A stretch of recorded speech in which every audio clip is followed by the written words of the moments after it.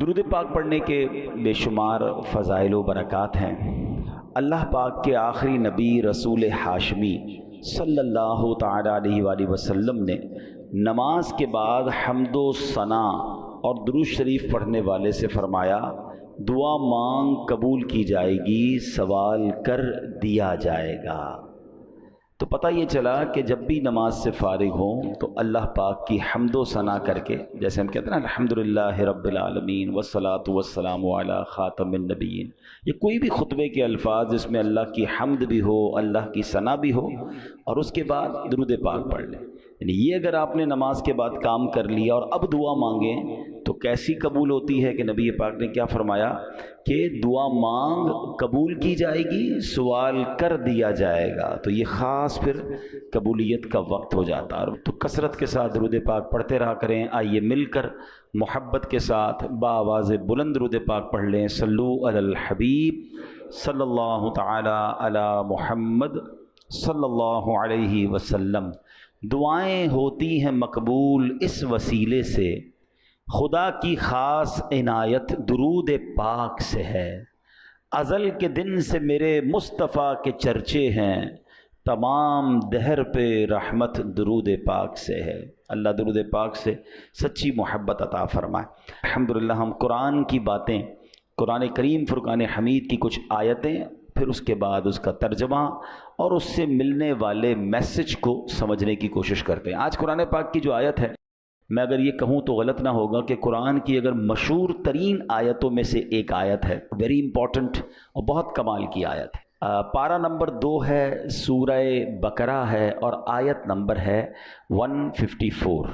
اللہ کریم قرآن مجید میں ارشاد فرماتا ہے، وَلَا تَقُولُوا لِمَن يُقْتَلُ فِي سَبِيلِ اللَّهِ أَمْوَاتٌ بَلْ أَحْيَاءٌ وَلَٰكِن لَّا تَشْعُرُونَ۔ بڑی کمال کی آیت۔ اس کا ترجمہ کیا ہے؟ آسان ترجمہ قرآن کنز العرفان۔ اور جو اللہ کی راہ میں مارے جائیں انہیں مردہ نہ کہو، بلکہ وہ زندہ ہیں لیکن تمہیں اس کا شعور نہیں۔ انشاءاللہ اس آیت کے بارے میں جانیں گے، کچھ ذکر کرتے ہیں کربلا والوں کا، اور پھر اسی آیت کے تحت اس میں کچھ بات بھی کریں گے۔ روایت میں ہے کہ جنگ صفین کا موقع تھا، مولا کائنات مولا علی شیر خدا کرم اللہ تعالی وجہ الکریم میدان کربلا سے گزرے۔ یاد رہے یہ کربلا سے بہت پہلے کا واقعہ ہے۔ امام حسین کی جب شہادت ہوئی تو مولا علی تو پہلے شہید ہو چکے تھے، تو یہ بہت پہلے کا واقعہ اسی مقام سے ایگزیکٹلی اس میدان سے جب حضرت علی گزرے تو آپ نے وہاں نماز فجر ادا کی اور اس کی مٹی کو اٹھا کر سونگھا، اور پھر درد بھرے لہجے میں کہا، یہ وہ جگہ ہے جہاں ایک جماعت شہید کی جائے گی، وہ سب کے سب بغیر حساب کے جنت میں داخل ہوں گے۔ سبحان اللہ، کیا شان ہے شہدائے کربلا کی۔ اس روایت سے مولا علی شیر خدا کرم اللہ تعالی وجہ الکریم کو اللہ کی عطا سے جو علم غیب عطا کیا گیا تھا وہ بھی معلوم ہو رہا ہے، اور یہ واقعہ تو ابھی سالوں بعد ہونا ہے، لیکن مولا علی نے پہلے بتا دیا۔ چاہیں تو اشاروں سے اپنے کایا ہی پلٹ دیں دنیا کی، یہ شان ہے خدمت گاروں کی، تو سرکار کا عالم کیا ہوگا۔ اچھا، یہاں یہ بھی پتہ چلا کہ اس میدان پہ کربلا والے امام حسین اور ان کے خاندان والے آئیں گے، شہید ہوں گے، اور سب کے سب بلا حساب جنت میں جائیں گے۔ یہ بھی ان کا مقام پتہ چل رہا ہے۔ اب آتے ہیں آیت کریمہ کی طرف۔ اب کربلا میں شریک ہونے والے خوش نصیب حسینیوں کے بڑے بڑے فضائل ہیں، ان میں بعض تو صحابہ تھے، اور ہمارا سچا پکا عقیدہ ہے کہ ہر صحابی جنتی ہے۔ پھر اس لشکر حسین میں صحابہ بھی تھے، تابعین بھی تھے، یعنی وہ خوش نصیب تھے کہ جنہوں نے صحابہ کرام علیہم رضوان کی صحبت پائی، یہ بھی بڑے اونچے رتبے والے تھے۔ پھر ان کا امام عالی مقام امام حسین کے ساتھ کربلا میں شریک ہونا، آپ پر اپنی جانیں قربان کرنا، یہ ایک اور عظیم فضیلت بنتی ہے۔ اللہ اکبر۔ اور پھر انہیں ایک اور بڑا مرتبہ کیا ملا کہ اللہ کریم نے انہیں شہادت عطا فرمائی۔ شہادت بہت بلند مرتبہ ہے، جیسا کہ ہم نے بھی قرآن پاک کی آیت میں سنا، وَلَا تَقُولُوا لِمَن يُقْتَلُ فِي سَبِيلِ اللَّهِ أَمْوَاتٌ بل احیاء ولکن لا تشعرون۔ اور جو اللہ کی راہ میں مارے جائیں انہیں مردہ نہ کہو، بلکہ وہ زندہ ہیں لیکن تمہیں اس کا شعور نہیں۔ اب ذرا غور کیجئے، شہیدوں کی شان کیسی نرالی ہے۔ آدمی راہ خدا میں جہاد کرتے ہوئے لڑتے ہوئے مارا گیا، وفات ہو گئی، سر کٹ گیا، روح بدن سے نکل گئی، اسے کفن پہنایا، اس کی نماز جنازہ پڑھی، قبر میں اتارا، ظاہری آنکھیں دیکھ رہی ہیں کہ جناب آدمی کا انتقال ہو گیا ہے، مگر قرآن کیا کہہ رہا ہے؟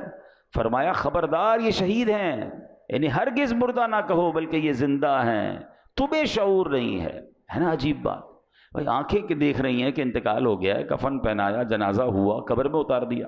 بلکہ ایک اور قرآن کی آیت میں کیا ارشاد ہوتا ہے؟ وَلَا تَحْسَبَنَّ الَّذِينَ قُتِلُوا فِي سَبِيلِ اللَّهِ أَمْوَاتًا، قرآن کہتا ہے جو اللہ کی راہ میں شہید کیے گئے ہرگز انہیں مردہ خیال نہ کرنا۔ اللہ اکبر، یعنی کہنا تو دور کی بات ہے، اپنے دل میں بھی شہید کو مردہ بھی سوچنا بھی نہیں ہے۔ دو آیتیں یاد رکھیے کہ ایک جگہ کہا کہ انہیں مردہ نہ کہو، یہ زندہ ہیں، تمہیں شعور نہیں ہے۔ دوسری جگہ فرمایا ان کے بارے میں مرنے یعنی موت کا، یعنی یہ مردہ ہو گئے، اس بات کا خیال بھی دل میں نہیں لانا ہے۔ اللہ اکبر، کیوں؟ کیونکہ یہ دنیا سے چلا گیا ہے، اللہ پاک کے ہاں اب بھی زندہ ہے، اسے رزق دیا جاتا ہے۔ اب ذرا آگے چلتے ہیں۔ ڈاکٹر اقبال نے ایک سمجھ لے کہ بہت پیاری تشریح زندگی کی ہے۔ وہ لکھتے ہیں برتر از اندیشہ سود و ضیاء ہے زندگی، ہے کبھی جاں کبھی تسلیم جاں ہے زندگی۔ مطلب کیا ہے کہ یعنی زندگی نفع و نقصان سے بڑھ کر کوئی چیز ہے، سانسیں لیتے رہنا بھی زندگی ہے، اور اللہ پاک کے نام پر سر قربان کر دینا بھی زندگی ہے۔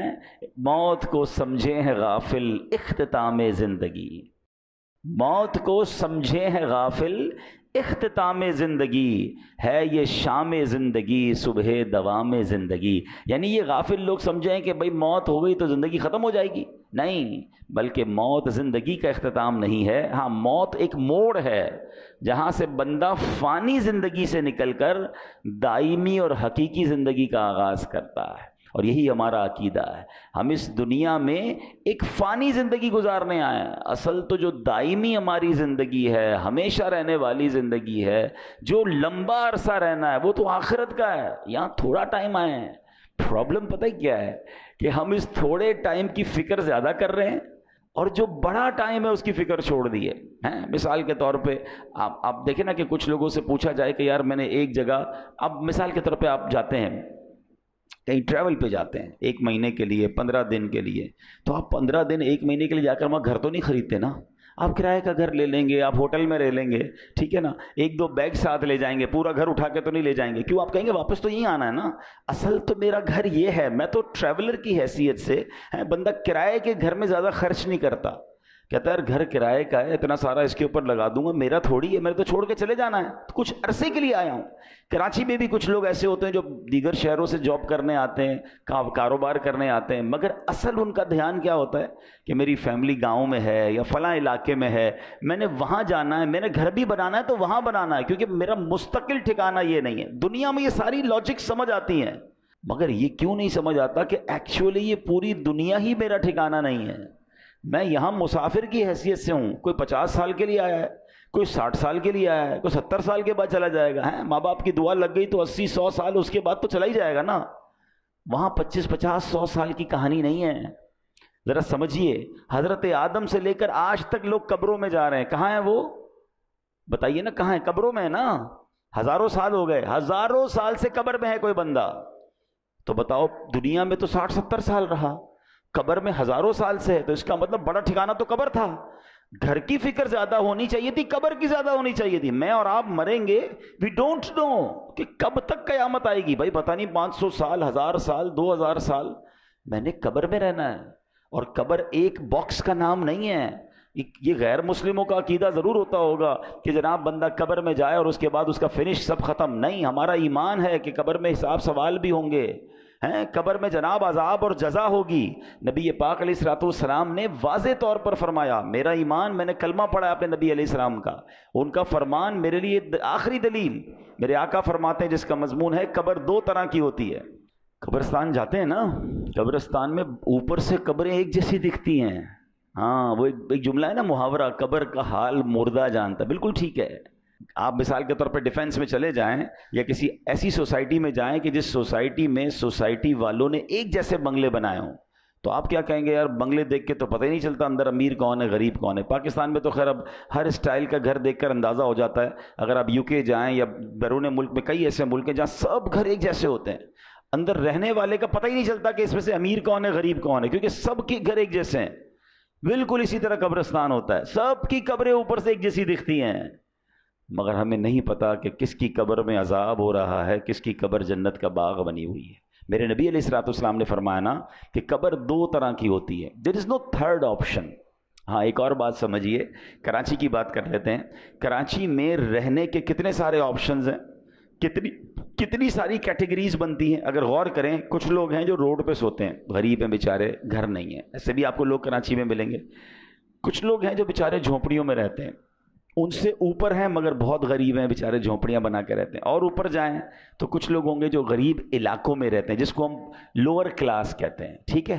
پھر اس کے بعد اس سے تھوڑا سا بہتر علاقہ آ جائے گا تو اس کو لوور مڈل کلاس کہتے ہیں, ٹھیک ہے. پھر اس کے بعد مڈل کلاس کے علاقے آتے ہیں, اوپر چلیں تو اپر مڈل کلاس ہے, پھر اس کے بعد اپر کلاس ہے, اور آگے جائیں تو کہتے ہیں ایلیٹ کلاس ہے. یہ کتنے کیٹیگری بن گئی ہیں. کراچی میں میرے حساب سے 15 لاکھ کے گھر میں بھی کوئی رہتا ہے اور 150 کروڑ کے گھر میں بھی کوئی رہتا ہوگا. کتنا فرق ہے نا. تو کیٹیگریز ہیں, مگر قبر میں دو ہی کیٹیگریز ہیں, یہ سمجھنا ہے. نبی پاک نے فرمایا دو کے علاوہ تیسری نہیں ہے, قبر دو طرح کی ہوتی ہے. اب میں نے اور آپ نے چوز کرنا ہے اسی زندگی میں لائف اچھی گزار کر کے ان دو میں سے کون سی کیٹیگری میں جانا ہے. آقا فرماتے ہیں یا تو جنت کے باغوں میں سے ایک باغ ہوتی ہے, یا تو دوزخ کے گھڑوں میں سے ایک گھڑا. اب پلیز اس بات کو ریئلائز کیجئے, میں ادھر ہمیشہ نہیں رہوں گا, میرا پہلا ٹھکانہ قبر ہے. وہ تو اچھی بنے, دو میں سے ایک ہی بنے گی نا, یا تو جنت کا باغ یا جہنم کا گھڑا. فیصلہ کیسے ہوگا؟ فیصلہ اس لائف سے ہوگا کہ جو دنیا میں 50 60 70 سال گزار کر لائے وہ ایسی گزاری کہ اللہ راضی, اس کے حبیب راضی, تو پھر تو مزے ہیں قبر میں, پھر تو ٹینشن ہی نہیں ہے. حدیث پاک کے ایک الفاظ ہیں بڑے پیارے ہیں کہ جب اللہ کا نیک بندہ قبر میں جاتا ہے نا, جیسے رب راضی ہو, تو پتہ ہے اس کو فرشتے آ کے کیا کہتے ہیں؟ نم کا نومۃ العروس, سو جا کہ جیسے دلہن سوتی ہے, سکون سے. ہاں جنت کی کھڑکی کھل جائے اور وہ مزے میں. لیکن اللہ جس سے ناراض ہوا, نبی پاک علیہ الصلوۃ والسلام کی احادیث میں مضمون ملتا ہے. میرے آقا نے نا دونوں ہاتھ ملا کر بتایا کہ بے نمازی کو قبر ایسے دبائے گی کہ اس کی پسلیاں ٹوٹ پھوٹ کر ایک دوسرے میں پیوست ہو جائیں گی. آج کل عید کے دنوں میں یا کبھی دوست کوئی ملے ذرا جاندار قسم کا, زور سے دبا دے تو چیخ نکل جاتی ہے. تو جب قبر دبائے گی نا تو نبی پاک نے یہ فرمایا, اب یہ تو صرف بے نمازی کی سزا ہے, سود خور ہے, ظلم کرنے والا ہے, قتل کرنے والا ہے, زیادتی کرنے والے ہیں, اللہ کو ناراض کرنے والے کام چھوڑ دیں, ہم یار ہمیشہ نہیں رہیں گے. اس بات کو سمجھ جائیں. میں پھر یہ شعر سناتا ہوں, کیا کمال کی بات ہے, اللہ کرے سمجھ آ جائے. موت کو سمجھے ہے غافل اختتام زندگی, ہے یہ شام زندگی صبح دوام زندگی. اصل زندگی تو اس زندگی کے بعد شروع ہونی ہے. میں یہاں, اچھا میں اور آپ یہاں پر آئے پھر کیوں ہیں بھائی؟ ہم ایک ٹیسٹ دینے آئے ہیں. Please try to understand. آپ سب نے ٹیسٹ دیے ہوں گے, آپ میں سے کوئی اسکول کا ٹیسٹ دیا ہوگا, کسی نے مدرسے کا دیا ہوگا, کسی نے کالج کا دیا ہوگا. ٹیسٹ روم میں ہمارا فوکس کیا ہوتا ہے؟ پیپر ٹھیک ہو جائے. کوئی اور کام نہیں کرتے, ادھر جا کے کوئی سوتا نہیں ہے تکیہ لے کے کہ بھائی چلو 3 گھنٹے کا پیپر ہے, 2 گھنٹے سو جاؤں اور اس کے بعد آدھا گھنٹہ کھیل کود کر لوں, آخری آدھا گھنٹہ دیکھ لوں گا, اتنی دیر میں تو گھنٹہ بچ جائے گا, چلو بھائی پیپر واپس کرو. ایگزیکٹلی زندگی ایسی ہی ہے. اور میں نہیں کہہ رہا میں کو قرآن کی آیت سناؤں گا, اور تقریباً وہ آیت سناؤں گا جو آپ سب نے کئی بار سنی ہوگی. وہ کون سی آیت ہے؟ اللہ قرآن میں فرماتا ہے الذی خلق الموت والحیات لیبلوکم ایکم احسن عملا. کچھ سنی لگ رہی ہے نا, یہ سورہ ملک میں آیت ہے. اللہ کیا فرماتا ہے؟ ہم نے موت اور زندگی کو اس لیے پیدا کیا کہ دیکھیں تم میں سے کون اچھے عمل کر کے آتا ہے. یعنی اٹ مینس مجھے اور آپ کو بھیجا گیا ہے, اور اب واپس جب جائیں گے نا تو پھر چیک کیا جائے گا کہ کون اچھے عمل کر کے لائے. دیٹ از دا ریزن, اس لیے آیا ہوں میں یہاں پر. نہیں مگر یہاں تو قبر کی فکر ہی ختم.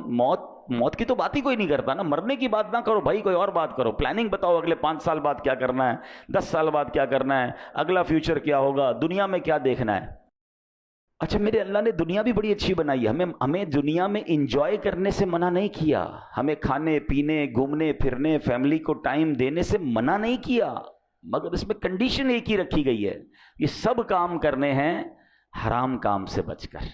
بچوں کو کھلائیں، اس کا ثواب ہے، فیملی پہ خرچ کریں، اس کا ثواب ہے، بچوں کو خوش کریں، اس کا ثواب ہے، اپنے دوستوں کو کھانا کھلائیں، اس کا بھی ثواب رکھا گیا۔ مگر نیت کیا ہے؟ تفاخر کی، غرور کی، پراؤڈ کی، لوگوں پر روب جمانے کی نہیں، نیت اللہ کی رضا۔ پھر اس کے بعد حرام کام اس میں ایڈ کر دیتے ہیں ہم، بچوں کو کھلاتے کھلاتے بچوں کو حرام جگہ پہ لے جاتے ہیں، بچوں کو خوش کرتے کرتے ان کو سنیما لے جاتے ہیں۔ خوش کریں نا، کس نے بنا کیا ہے، لیکن حرام چیزوں سے بچیں۔ تو ایسی بہت ساری ڈیٹیل ہے، لیکن میں نے بس چلے، میرا موضوع چونکہ آج شہید ہے، لیکن بات چلی تو میں اس طرف لے گیا کہ مجھے اور آپ کو بھی جس طرح دنیا میں اپنے گھر کی فکر ہے، جس طرح دنیا میں رہنے کے کل کیا ہوگا، سال بعد کیا ہوگا، 5 سال بعد کیا ہوگا، سوچتے رہتے ہیں، تو یار یہ تو سوچو قبر میں کیا ہوگا، وہاں سوالات کے جوابات دے سکوں گا کہ نہیں، میری قبر جنت کا باغ بنے گی کہ نہیں۔ اچھا قبر پہ ہی معاملہ ختم تھوڑی ہے، قبر کے بعد تو پھر محشر کا دن ہے، اور پھر آگے جنت اور دوزخ کا فیصلہ ہے۔ لیکن بڑی خوبصورت بات علماء فرماتے ہیں، قبر پہلی منزل ہے، جو ادھر کامیاب ہو گیا نا وہ آگے بھی کامیاب، یعنی پہلا ٹیسٹ پاس ہو گیا ہے تو آگے بھی خیر ہے، ادھر ہی پھنس گیا۔ حضرت عثمان غنی رضی اللہ تعالیٰ عنہ کتنی عظیم ہستی ہیں، آپ عشرہ مبشرہ میں سے ہیں، ذوالنورین ہیں، قطعی جنتی ہیں، نبی پاک سے کئی بار جنت کی بشارت سنی ہے، مگر جب قبرستان جاتے تھے نا تو زارو کتار روتے تھے، داڑھی آنسوؤں سے تر ہو جاتی تھی۔ تو کسی نے کہا آپ کے سامنے محشر کا ذکر ہوتا ہے آپ نہیں روتے، جہنم کا ذکر ہوتا ہے اتنا نہیں روتے، لیکن آپ جب قبرستان جاتے ہیں تو بہت روتے ہیں۔ تو کمال کی بات فرمائی، فرماتے قبر ہی پہلی منزل ہے، جو ادھر کامیاب ہو گیا وہ آگے بھی کامیاب ہوگا۔ تو please try to prepare beautiful grave for you, اپنی بہترین قبر بنانے کی کوشش کرنی ہے۔ وہ پیسوں سے نہیں ہوگی کہ میں کہوں بھائی میرے مرنے کے بعد ماربل والی قبر بنا دینا، آپ ماربل نہیں سونے کی قبر بنا لیں، اگر اللہ ناراض ہے تو اندر عذاب ہو رہا ہوگا۔ باہر کا قبر کا کوئی کمال نہیں ہے، اندر کی کہانی اور ہے۔ اللہ کرے یہ بات مجھے بھی سمجھ آ جائے، یہ بات آپ کو بھی سمجھ آ جائے۔ اب امام حسین رضی اللہ تعالیٰ عنہ کی بات چل رہی ہے، شہیدوں کی بات چل رہی ہے۔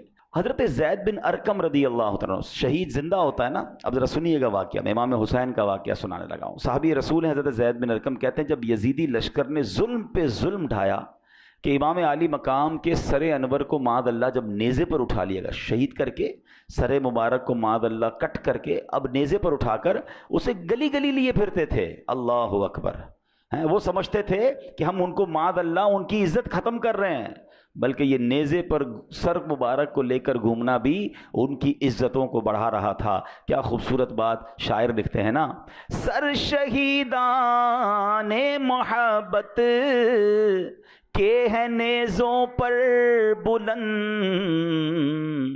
اور اونچی کی خدا نے قدر و شان اہل بیت۔ تو وہ کہتے ہیں کہ جب میں نے دیکھا کہ امام حسین کے سر کو لے جایا جا رہا ہے تو میں اپنے مکان کے اوپر والے حصے میں تھا، بالا خانے میں تھا، تو بدبخت یزیدی جب حضرت امام حسین کے سر انور کو لے کر جا رہے تھے نا، تو میں نے امام حسین کے منہ مبارک سے یعنی سر سے تلاوت کی آواز سنی، اور آپ یہ آیت پڑھ رہے تھے سورہ کہف کی، ام حسبت ان اصحاب الکہف والرقیم کانوا من آیاتنا عجبا، کیا تمہیں معلوم ہوا کہ پہاڑی، غار اور جنگل کے کنارے والے وہ ہماری نشانیوں میں سے ایک عجیب نشانی تھے۔ اللہ اکبر، عبادت ہو تو ایسی ہو، تلاوت ہو تو ایسی ہو، سرے شبیر تو نیزے پہ بھی قرآن سناتا ہے۔ یہاں امام حسین کے چاہنے والوں کو ایک میسج بھی ہے کہ میرے امام تو نیزے پر بھی قرآن پڑھتے تھے، اور آج پنجتن کے غلام کہلانے والوں کو کیا قرآن پڑھنا آتا ہے؟ اور پھر آتا ہے تو پڑھتے کتنا ہے؟ ایسا نہ کریں۔ حسینی طریقہ یہ ہے کہ ہم روز جو ہے قرآن پاک کی تلاوت کریں۔ عرب کے کسی عقل مند نے بڑی پیاری بات کہی، لکھتا ہے ان الناس یعیشون و یموتون لیکن الشہداء یعیشون و یعیشون، کہتے ہیں انسان جیتے رہتے ہیں پھر مر جاتے ہیں، مگر شہید جیتے ہیں پھر شہید ہو کر ہمیشہ کی زندگی کو پا لیتے ہیں۔ تو شہیدوں کا مرتبہ تو بڑے کمال کے ہیں، اللہ اکبر۔ علماء کہتے ہیں کہ شہید کیوں کہا جاتا ہے، لفظ شہید کیوں کہا جاتا ہے، تو کہا کیونکہ شہید زندہ ہوتا ہے اور اس کی روح ہمیشہ حاضر رہتی، کیونکہ شہید کے جو لفظی معنی ہے نا وہ ہے حاضر کے، ٹھیک ہے، حاضر، موجود، گواہ، یہ شہید کے ایگزیکٹلی معنی ہے. تو جو اللہ کی راہ میں شہید ہوتے ہیں ان کو شہید کیوں کہتے ہیں؟ فرمایا کہ شہید تو زندہ ہوتا ہے، اس کی روح ہمیشہ حاضر ہی رہتی ہے، لہٰذا اسے شہید کہا جاتا ہے. ایک وجہ فرمائی کہ اللہ پاک اور فرشتے اس کے جنتی ہونے کے گواہ ہو جاتے ہیں، اس لیے اس کو شہید کہا جاتا ہے. جیسے اس کی روح نکلتی ہے جنتی انعامات دیکھ لیتی ہے، یہ روح نکلتے وقت صرف رحمت کے فرشتوں کو دیکھتا ہے، عذاب کے فرشتوں کو نہیں دیکھتا. اور شہید کے لیے فرشتے اس کے اچھے خاتمے کے گواہ ہوتے ہیں، اس لیے اس کو شہید کہا جاتا ہے.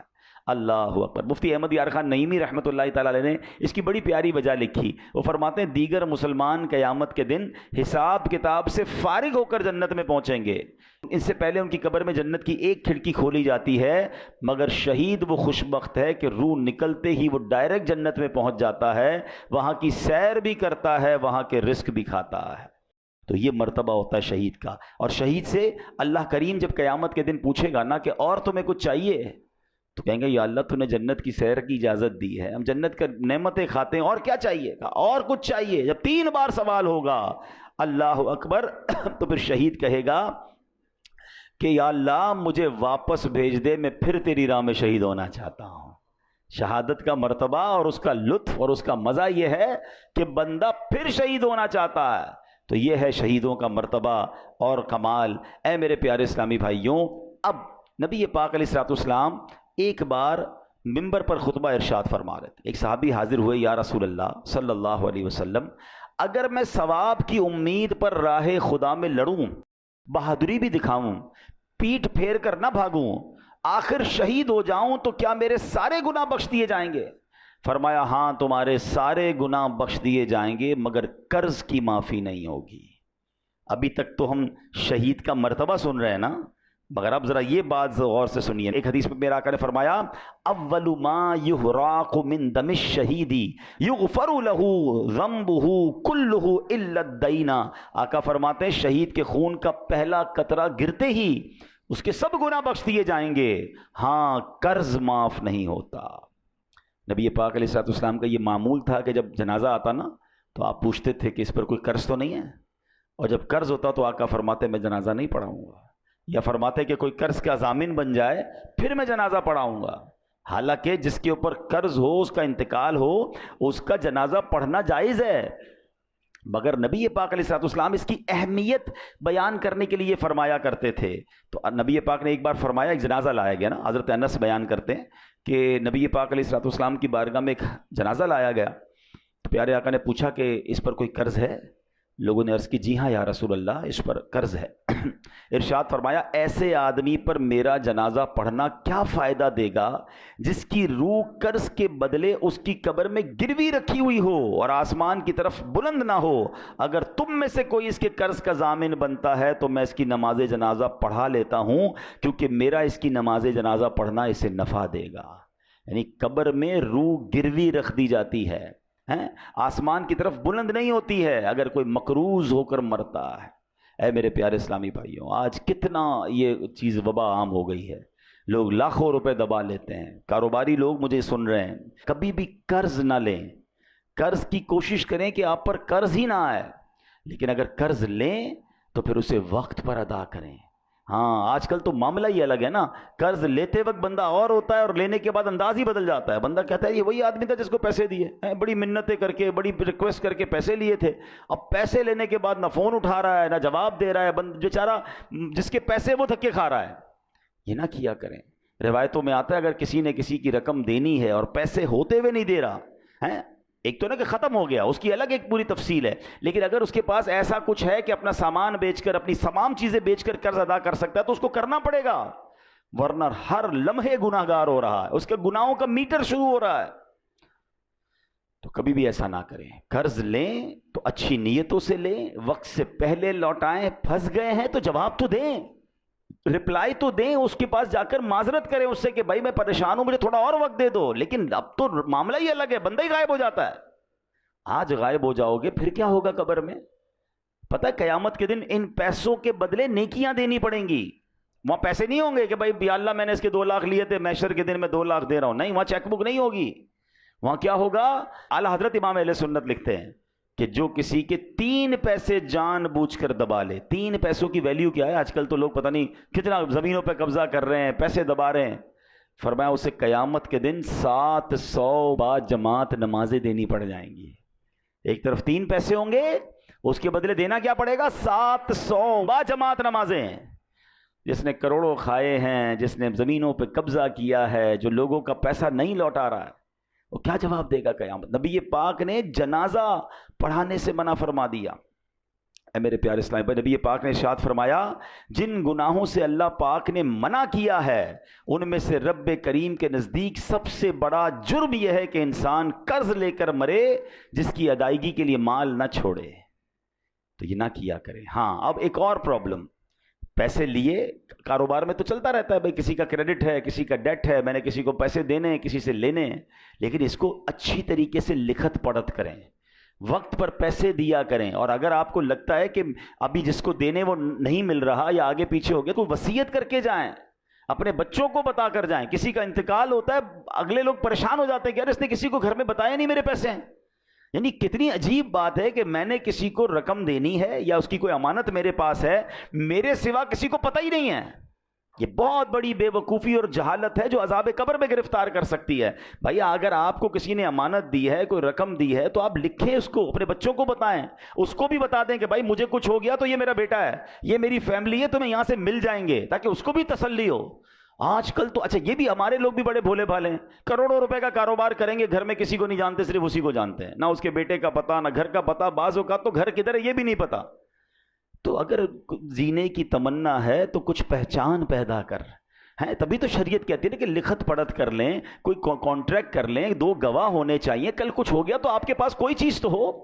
یہاں ہماری بھی غلطی ہوتی ہے, لیکن بالخصوص ان لوگوں کو سوچنا چاہیے کہ جن پر لوگوں کا آتا ہے اور انہوں نے دینے کا انتظام پراپر نہیں کیا, کیونکہ ہم تو چلے جائیں گے. ابھی میں نے بہت تفصیل سے بتایا کہ قبر کتنی بڑی ہماری منزل ہے. قبر میں اگر ہم عذاب سے بچنا چاہتے ہیں تو اپنے اوپر قرض چھوڑ کر نہ جائیں, اور اگر قرض چھوڑ کر جائیں تو اس کی وصیت ہو, اس کا انتظام ہو, اس کی سب سے پہلے دیکھیں نا, میت کے انتقال کے بعد شریعت کا حکم کیا ہے کہ اس کا مال ورثاء میں بعد میں تقسیم ہوگا, پہلے اس کا قرض ادا کیا جائے گا. لیکن میں نے اگر قرض بتایا ہی نہیں کسی کو, گھر والوں کو, اور بعد میں گھر والوں کی تربیت بھی نہیں کی, بھائی ابو مر گئے, بھائی اب ابو سے بات کریں, ہم نے نہیں دینا. بیٹے بھی ایسے کہہ دیتے ہیں. ان بیٹوں کو بھی چاہیے, ان اولاد کو بھی چاہیے کہ اپنے باپ پر, مرحوم پر بوجھ نہ رکھیں قرض کا. کہ آپ نے حدیث پاک سن لی ہے کہ نبی یہ پاک نے جنازہ پڑھانے سے انکار فرمایا. اس سے بڑی تنبیہ کیا ہو سکتی ہے؟ اللہ کرے کہ یہ بات ہمیں سمجھ آ جائے. ہم شہیدوں کے حوالے سے بات کر رہے تھے, اب یہاں پر ہم کیسے شہید کا رتبہ پائیں؟ سبحان اللہ, ہمارا اسلام کتنا کمپلیٹ ہے. اب سنیے, نبی پاک علیہ الصلوۃ والسلام نے کیا خوبصورت فرمایا, من سأل اللہ الشہادۃ مخلصا اعطاہ اللہ اجر شہید وان مات علی فراشہ. میرے آقا فرماتے ہیں, مسند امام احمد کی حدیث, کہ جو سچے دل سے شہادت کی دعا کرے وہ اگرچہ بستر پر ہی مر جائے, اللہ پاک اسے شہیدوں والا ثواب عطا فرمائے گا. ہم دعا تو کر سکتے ہیں نا کہ اللہ مجھے شہادت والی موت عطا فرما. اچھا, حضرت عمر فاروق رضی اللہ تعالیٰ کمال دیکھیں, آپ کی دعا کیا تھی؟ اے اللہ مجھے شہادت والی تیری راہ میں موت بھی دے, اور تیرے حبیب علیہ الصلوۃ والسلام کے شہر مدینے میں موت دے. اچھا, اس زمانے میں صحابہ کرام حیران ہوتے تھے کہ حضرت عمر کیسی دعا کر رہے ہیں, مدینہ کیپٹل ہے, اس پر تو حملہ نہیں ہونا, ادھر تو فوج بھی ہے, چیزیں ہیں, یہاں کیسے شہادت ملے گی ان کو؟ یہ دعا کرتے رہتے تھے. اللہ نے کیسی دعا قبول کی کہ عین مدینہ پاک میں, مسجد نبوی کے اندر, مصلی رسول پر حضرت عمر فاروق نماز فجر پڑھا رہے ہیں. آپ جگہ تو دیکھیں, مسجد نبوی, نبی پاک کا مصلی, اور فجر کی نماز کی امامت کر رہے ہیں, اور اس نماز کے دوران آپ پر حملہ ہوتا ہے اور اللہ کریم آپ کو شہادت کا مرتبہ عطا فرماتا. تمنا تھی نا, ہم تو یہ تمنا بھی نہیں کر رہے ہوتے. تو شہید, اگر شہادت کا رتبہ, ہم دعا کریں اللہ سے, اللہ پاک کریم ہے, ہمیں موقع مل سکتا ہے. اسی طرح بہت خوبصورت ایک حدیث ہے, حضرت عبداللہ ابن عمر سے روایت ہے کہ رسول ذیشان مکی مدنی سلطان صلی اللہ علیہ وسلم نے فرمایا, جو چاشت کی نماز پڑھے, ہر مہینے 3 روزے رکھا کرے, سفر ہو یا حضر, یعنی سفر میں ہو یا گھر پہ ہو, کسی حال میں بھی نماز وتر نہ چھوڑے, اس کے لیے شہید والا ثواب لکھ دیا جاتا ہے. تو یہ 3 کام غور کر سن لیں کہ چاشت کی نماز. اچھا, اشراق اور چاشت بہت پیاری نمازیں ہیں, بڑے اس کے فضائل ہیں, اور یہ ہم کب پڑھ سکتے ہیں؟ جب فجر کا وقت ختم ہوتا ہے نا, آپ ٹائم ٹیبل پہ دیکھ سکتے ہیں، اس کے 20 منٹ گزرنے کے بعد آپ اشراق اور چاشت کے نوافل پڑھ سکتے ہیں۔ اس کے کم از کم 2 رکعتیں پڑھ لیں، زیادہ بھی پڑھ سکتے ہیں، اور سبحان اللہ اشراق و چاشت کی بڑی فضیلتیں ہیں۔ اور پھر یہ جو ہر مہینے 3 روزے رکھنے ہیں، اس میں اچھا یہ ہے کہ ایام 20 کے روزے رکھ لیے جائیں۔ ہر اسلامی تاریخ کی 13، 14، 15 تاریخ کو ایام 20 کہا جاتا ہے۔ ان دنوں میں اگر آپ روزے رکھ لیں گے انشاءاللہ تو سبحان اللہ یہ سنت کی ادائیگی کی نیت سے پیر کا روزہ بھی رکھ سکتے ہیں۔ تو یہ 3 روزے اگر اللہ کرے ہماری عادت بن جائے تو شہادت کا مرتبہ مل رہا ہے، تو اور کیا چاہیے۔ حضرت ابو قتادہ انصاری رضی اللہ تعالیٰ عنہ فرماتے ہیں، نبی پاک علیہ الصلوۃ والسلام سے پیر کے روزے کے بارے میں عرض کیا گیا کہ حضور آپ پیر کا روزہ رکھا کرتے ہیں، تو ارشاد فرمایا اسی دن میری ولادت ہوئی اور اسی دن مجھ پر وحی نازل ہوئی تھی۔ تو بہرحال اللہ کریم ہمیں ان نیکیوں پر عمل کرنے کی توفیق عطا فرمائے۔ اور آج جو ہم نے شہادت کے بارے میں سنا، اس کے بارے میں بھی، پھر قبر کے بارے میں ہم نے سنا کہ قبر کی تیاری کیسے کرنی ہے، پھر ہم نے قرض کے بارے میں سنا کہ قرض کے معاملات پر کتنا خیال رکھنا ہے۔ زندگی کا ایک اصول بنا لیں کہ میرے اوپر، میری ذات پر کسی کا کچھ رہ نہ جائے، جو بھی ہے ڈھونڈ کر تلاش کر کے اس کو پہنچائیں۔ دیر ہو گئی ہے تو معافی دنیا میں مانگ لیں، کیونکہ آخرت میں ہم حساب نہیں کر سکیں گے۔ اور ہم نے ایک اور چیز دیکھی ہے کہ جس کسی نے کسی کے پیسے کھائے ہیں، مال دبایا ہے، دنیا میں بھی اسے برباد ہوتے دیکھا ہے، اور جس کا کھایا گیا ہے نا، ہم نے حیرت انگیز طور پر ایسا دیکھا ہے کہ اللہ نے اس سے زیادہ اسے عطا فرما دیا ہے۔ تو مظلوم کی مدد غیب سے ہوتی ہے، ظالم برباد ہوتا ہے۔ اللہ ہمیں یہ سوچ نصیب فرمائے۔ اور یہاں پر ایک آخری بات کر کے اپنی گفتگو ختم کرتا ہوں کہ ہم نے قرآن کی آیت سے اپنے بیان کو شروع کیا تھا کہ اللہ کی راہ میں شہید ہونے والے کو مردہ نہ کہو، تمہیں شعور نہیں ہے وہ اللہ کی بارگاہ میں زندہ ہیں۔ تو اب ذرا ٹیکنیکلی اور لاجیکلی سمجھ لیں کہ اگر کسی نبی کا امتی شہید ہو جائے، ٹھیک ہے، وہ شہید ہو جائے تو وہ اللہ کی بارگاہ میں زندہ ہے، تو پھر نبی کی جو زندگی ہے اس کا عالم کیا ہوگا؟ وہ تو اس امت کے بھی آقا ہیں۔ تو سبحان اللہ، احادیث میں بھی یہ مضمون ملتا ہے کہ اللہ نے زمین پر حرام قرار دیا ہے کہ وہ انبیاء کے جسموں کو کھائے۔ انبیاء حیات ہوتے ہیں اور وہاں انہیں رزق دیا جاتا ہے۔ یہ کمال ہے اللہ کی عطاؤں سے۔ تو بہرحال آج قرآن و حدیث کے ذریعے ہم نے یہ شہید کے فضائل سنے ہیں۔ اللہ کریم ہمیں بھی ایمان اور عافیت کے ساتھ اے کاش مدینہ منورہ میں شہادت کی موت نصیب فرمائے۔ آمین بجاہ النبی الامین صلی اللہ تعالی علیہ وسلم۔